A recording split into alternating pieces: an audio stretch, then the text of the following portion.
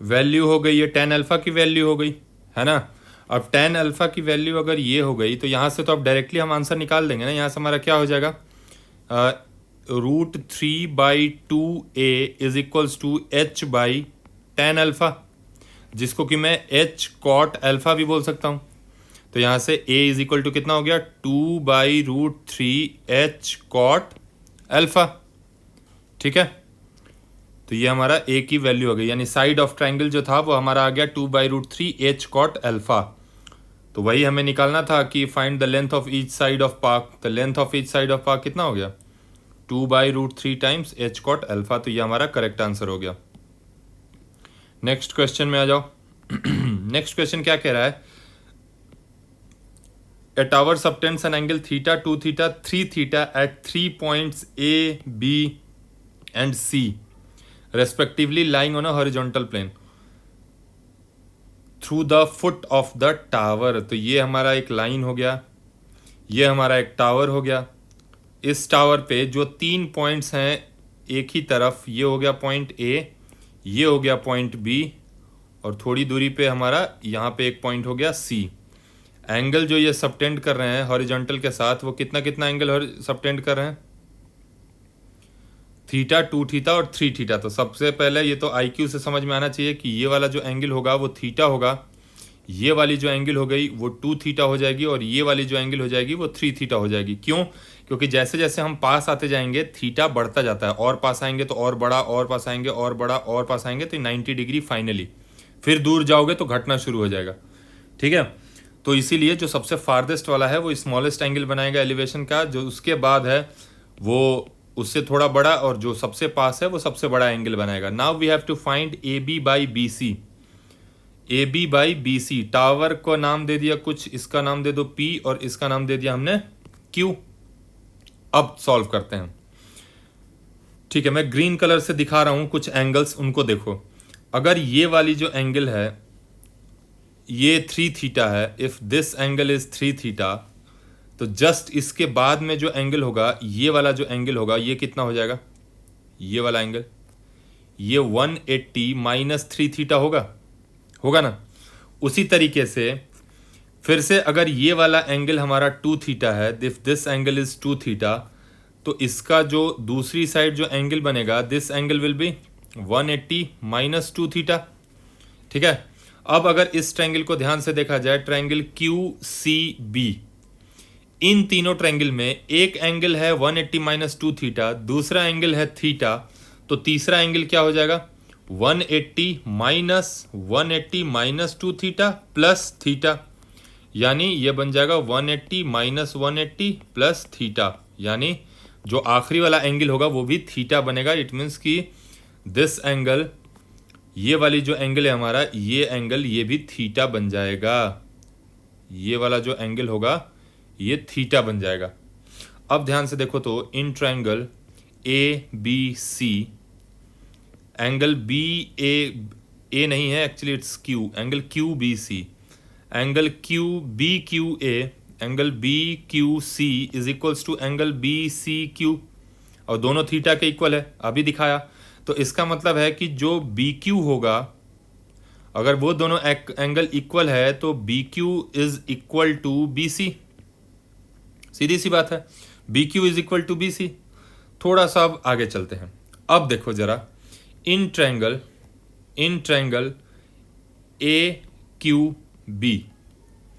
AQB में फिर से अगर देखोगे ध्यान से, तो ये वाला एंगल अभी हमने निकाला ना 180 माइनस थीटा, ये वाला एंगल है 2 थीटा, ये वाला एंगल 2 थीटा, तो ये तीसरा वाला एंगल कितना हो जाएगा, ये वाला एंगल, मतलब एंगल AQB, एंगल AQ और B, ये वाला एंगल कितना हो जाएगा, 180 माइनस थीटा प्लस 2 थीटा। तो ये एंगल जब कैलकुलेट करोगे तो ये वाला एंगल भी कितना आ जाएगा, थीटा ही आ जाएगा। ठीक है, तो अब इस ट्रायंगल AQB में साइन लॉ लगा दो। साइन लॉ पता है ना क्या होता है, कि अगर कोई ट्रायंगल है, ये है A, ये है B, ये है C, इसकी लेंथ है A, इसकी लेंथ है C, इसकी लेंथ है B, तो क्या होता है sine law, A by sine A is equal to B by sine B is equals to C by sine C।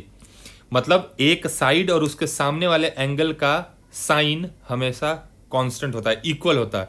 तो अगर ट्रायंगल ए क्यू बी में साइन लॉ लगाया जाए तो क्या लग सकता है? देखो, तो ए बी ए बी के जस्ट सामने कौन सा एंगल है इस ट्रायंगल में ए क्यू बी में? ए बी के जस्ट सामने थीटा है ना, तो A Q by sine theta is equals to, फिर से दूसरी साइड पकड़ो तो A Q by A Q के सामने वाला एंगल कौन सा है? 2 थीटा है ना ए क्यू के सामने। देखो ये ए क्यू है तो इसके सामने 2 थीटा ही है, तो A Q by sine of 2 theta is equals to finally is B Q by sine of 180 minus 3 theta, क्योंकि बी क्यू के सामने जो एंगल है ट्रायंगल ए क्यू बी में वो 3 थीटा है, 180 माइनस 3 थीटा है। इसको फर्दर जब सॉल्व करोगे तो ये बन जाएगा A B by sine theta is equals to A Q by sine 2 theta is equals to B Q by sine 3 theta, क्योंकि sine 180 minus theta second quadrant में 3 थीटा।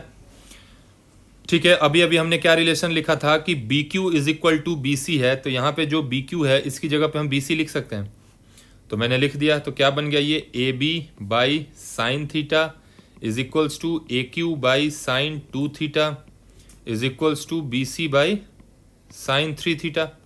अब अगर इन दोनों रेशियो को एक साथ लिखा जाए, इसको और इसको, तो ये दोनों भी आपस में इक्वल होंगे, तो ये क्या बन जाएगा A B by sine theta is equals to B C by sine 3 theta, है ना। तो यहाँ से A B by B C की जो वैल्यू आ जाएगी वो आ जाएगी sine theta by sine 3 theta. A B by B C की वैल्यू आ जाएगी sine theta by sine 3 theta.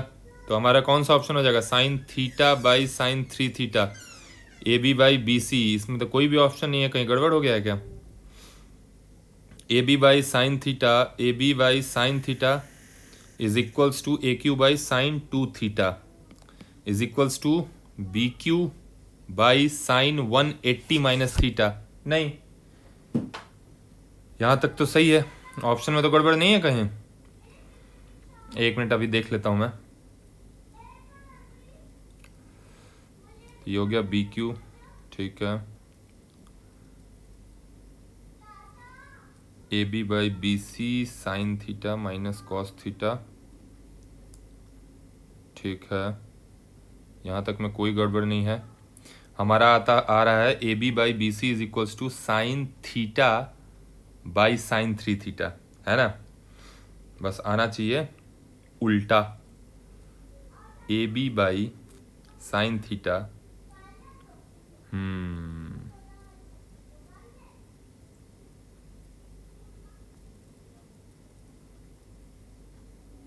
देखो मैंने एक्चुअली नेमिंग गलती कर दी है, इसलिए गड़बड़ हो जा रहा है, और कुछ गड़बड़ी नहीं है इसमें, नेमिंग गलती करी है मैंने। क्वेश्चन हमारा बिल्कुल ही सही है, बट अकॉर्डिंग टू क्वेश्चन जो हमारा थीटा है ना, वो थीटा जहां बन रहा है उस पॉइंट का नाम दिया गया है ए, और जहां 2 थीटा बन रहा है ना उस पॉइंट का नाम दिया गया है बी, और जहां 3 थीटा बन रहा है इस पॉइंट का नाम दिया गया है सी। तो ये जो मैंने ए बी सी नेमिंग करी है ना, ए बी सी, ये मैंने उल्टा कर दिया है, इसलिए मेरा रेशियो गड़बड़ आ गया। मतलब हमारा एक्चुअली आया क्या है, हमारा A B by B C is equal to sine 3 theta है, बट हमें चाहिए क्या था? अगर मैं इसको चेंज करूं, अगर मैं चेंज कर दूं तो हमारा यही सही हो जाएगा। अगर इसको मैं ए नाम दे दूं, इसको बी नाम दे दूं और इसको सी नाम दे दूं, तो जो पहले, अब पुराना क्या था? देखो पुराना था हमारा, इसका ए नाम दिया था, इसको बी दिया था, इसको सी दिया था, तो हमारा क्या आया था? A B by B C is equals to sine theta by sine 3 theta आया था। बट जो हमारा नया में ए बी था, जो हमने गलत साइन में ए बी लिया था, वो एक्चुअल में क्वेश्चन के अकॉर्डिंग बी सी है ना, तो ये जो है नाम चेंज कर दोगे तो ये चीज़ पलट जाएगा। ठीक है, तो होप कि तुम लोगों को कैसे करना है वो चीज़ समझ में आया होगा। मैंने नेमिंग गलती कर दी है, इसलिए हमारा रेशियो उल्टा आ जा रहा है। बट अगर ऐसे नेमिंग करोगे ना, इस तरीके से नेमिंग करोगे, तो तुम लोगों का जो A B by B C है वो आ जाएगा sine 3 theta by sine theta. ठीक है, तो इसमें कोई वो वाली बात नहीं है, ये थोड़ा सा मिस्टेक हो गया, बट क्वेश्चन सही है अकॉर्डिंग टू, कहीं सॉल्यूशन में कोई एरर नहीं है, मतलब आइडिया लग जाएगा कि ये सॉल्व कैसे हो रहा है। ठीक है, ओके, अगर नहीं समझ में आया तो फिर भी मुझे कमेंट करके बताना, मैं एक अलग वीडियो बना दूंगा इस क्वेश्चन पे, क्योंकि ये बहुत बढ़िया क्वेश्चन है और मतलब इसमें कन्फ्यूजन नहीं होना चाहिए। वैसे तो बहुत सिंपल है, बस साइन लो पता होना चाहिए कि लगाना है और आंसर आ जाएगा। नेक्स्ट क्वेश्चन में आ जाओ। नेक्स्ट क्वेश्चन क्या कह रहा है? The angle of elevation of top of a tower, the angle of elevation of top of a tower at a point A due south of the tower is alpha. तो पहले तो फिर से वही मार्किंग मैंने कर लिया, नॉर्थ साउथ ये पता होना चाहिए। इधर नॉर्थ है, इधर साउथ है, इधर वेस्ट है, इधर ईस्ट है। अब यहाँ पे एक टावर है, इस पॉइंट पे एक टावर है कोई सा भी, मैंने मान लिया ये एक टावर है। थोड़ा सा मैंने टावर को टेढ़ा बनाया है ताकि मुझे दिखे चारों डायरेक्शन। अब इस टावर से, टावर का जो फुट है क्या कह रहा है? The angle of elevation of top of a tower at a point A due south of the tower. मतलब इस टावर के साउथ डायरेक्शन में एक पॉइंट है ए, जहां पे मतलब सपोज करो ये पॉइंट है हमारा ए, ठीक। इस पॉइंट से जो टावर के टॉप का जो एंगल ऑफ एलिवेशन है, एंगल ऑफ एलिवेशन मतलब अगर इसको भी ज्वाइन कर दिया जाए तो ये जो होगा हमारा, ये है एंगल ऑफ एलिवेशन, ये वाला जो पार्ट है ये है हमारा अल्फा, ठीक है। ये इसने अल्फा दे रखा है। उसके बाद क्या कह रहा है कि and at point B due east of tower is beta. मतलब ईस्ट में, टावर के ईस्ट में, टावर का मैंने कुछ नाम दे दिया, सपोज करो ये हमारा पी है, ये हमारा क्यू है, ये हमारा पी क्यू टावर है। तो पी से ईस्ट में एक पॉइंट है, ब्लैक कलर से मार्क कर रहा हूं, ये पॉइंट है सपोज करो हमारा बी। अब मैं डायरेक्शन मिटा दे रहा हूं क्योंकि डायरेक्शन का आइडिया लग गया है।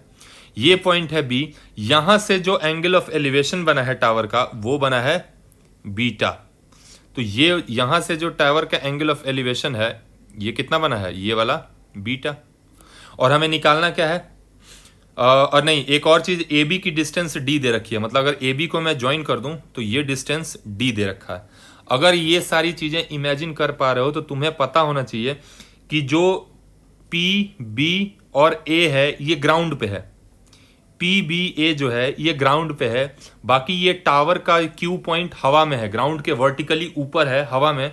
और ए से जब क्यू को मिलाया गया और बी से जब क्यू को मिलाया गया तो यहां तुम्हें पता होना चाहिए कि ट्रायंगल पी क्यू ए जो है ये एक राइट एंगल ट्रायंगल होगा, राइट एंगल ट्रायंगल होगा। क्यों? क्योंकि टावर वर्टिकली है। मान लो तुम्हारी स्क्रीन पे पेन को खड़ा करो, पेन अगर स्क्रीन पे है तुम्हारे तो ये टावर है। अब अगर पेन का जहां पे टिप स्क्रीन को टच किया है उससे साउथ में अगर कोई पॉइंट है तो ये जो ट्रायंगल बनेगा पी ए क्यू ये तो 90 डिग्री ही बनेगा, ठीक है। तो जहां पे 90 डिग्री कौन सा एंगल होगा? तो एंगल क्यू पी ए जो होगा वो 90 डिग्री है ना। तो यहां से अगर देखा जाए तो tan अल्फा की वैल्यू कितनी आ जाएगी? पी क्यू, टावर की हाइट दे रखी है क्या? The angle of elevation of top of a tower is A, नहीं, हाइट ही निकालना है।